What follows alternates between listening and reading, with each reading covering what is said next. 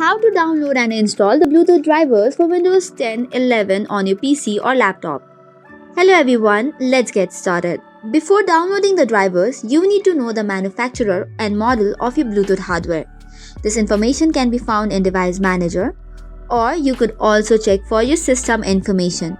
In order to do so, you can either visit the Device Manager, click on your Bluetooth and see for the information, and the next step would be search for system information.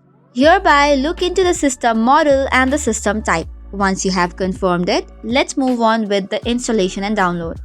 First of all, visit any of your browser and then visit the manufacturer's website. Once that is done, locate the drivers section, navigate to the support or download section of the manufacturer and download the latest version. You can also check for any operating system such as Windows 10, 11, 7 or 8 and also the hardware model. After that, you just have to tap on the download the driver option, which will open a zip or RAR file.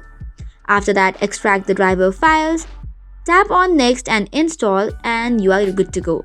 But before using, make sure to restart your computer to apply any changes.